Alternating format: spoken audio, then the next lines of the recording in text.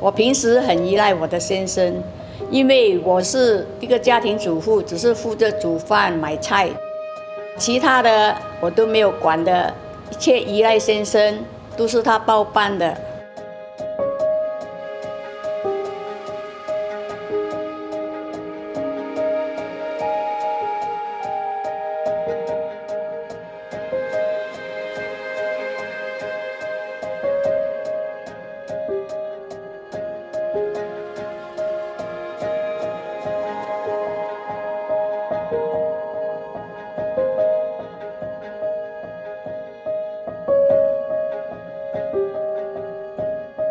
那时候他就没有什么考虑，就签字动手术了。我们大家都在场，向神祷告。第4天，医生说他健康很好了，再过几天就可以回家休养。回到家里，我煮了鱼粥给他吃，他也是很高兴的吃啦，吃得很好，睡觉也好。那么还在楼下散步。这天是礼拜天，他要操作我带他去教会，但是我不能给他去，因为我要看他的健康还不说很稳定啦，就把他阻止了。在2月10号早上忽然间我叫他醒来的时候没有动，那么我就因为他很习惯是我2手摇他的啦，他没有反应。我觉得第2次我又再碰到他一次，因为他要我抱他起来嘛，又没有反应我觉得很奇怪咯。那么我就立刻觉得不对劲，立刻打995叫救护车来。那时候救护车就在旁边教我怎么样救他，我也照做了。那时候我一直在按他的胸口差不多有30分钟。那医护人员到我的家的时候说他已经去世了。形容一下你当时的感受。那时候的心情很不好过啦。那时候我现在的好朋友龙龙和洪牧师跟季传道也赶了来，我抱着我现在的好朋友大哭，然后抱着季传道小玉来哭忽然我觉得有一种森林的感动，神好像对我说话说，你不要怕，一切有我在，你把一切交托给我。在我难过的时候，我会跟主祷告感谢，还有兄弟姐妹他们不断的为我祷告和安慰我，还有亲戚朋友们都时常慰问我，我非常的感恩，这一切都是神给我的。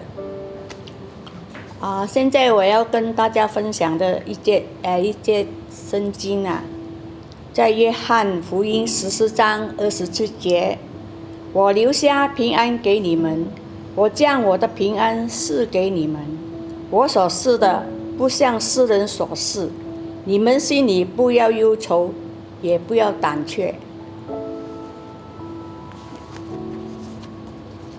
今日疫情封锁期，你是如何度过呢？我每天向神感恩，祈求神给我开一条道路。我每天早上就去公园晨运，之后跟朋友会到小贩中心吃中午，吃了之后我就回家。你走出悲伤了吗？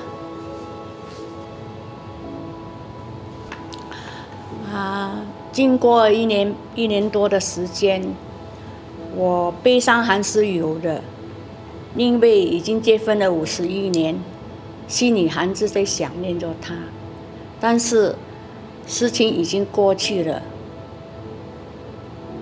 我就把一切留在我心中，慢慢的回忆。当我心情低落的时候，我很喜欢唱诗歌，我喜欢的诗歌就是想起你和谁掌管明天。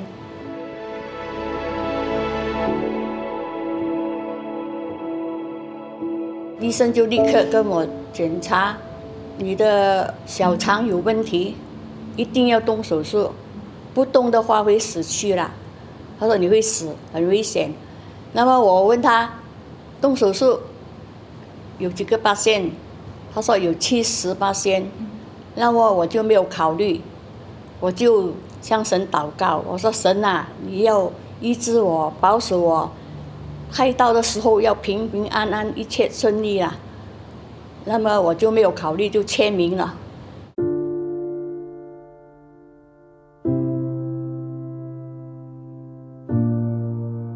我当时真的很害怕，为什么我插了这样多管子，手上又很多管子，我就非常的害怕。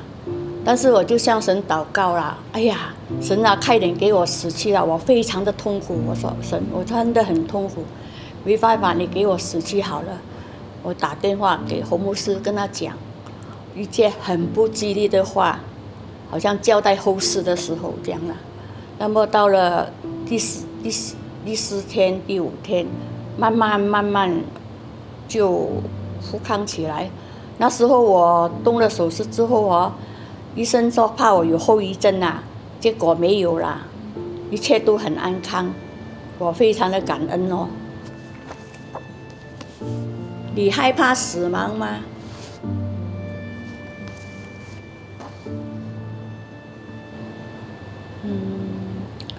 我当然害怕，谁没有害怕死亡是假的啦哈。在我先生的时候啊，我是每次依赖他了嘛，他就跟我讲一句话，假如我死先，你就很惨很惨。我现在才想起，不会呀，有神每次陪伴我在一起，我有什么时候我就向神祷告感谢。现在先生不在，我也是这样的独立站起来，我也不想依赖孩子们，只要我做得到，我自己去做，不要给他太麻烦，你们也不用担心，这样跟他们讲啦。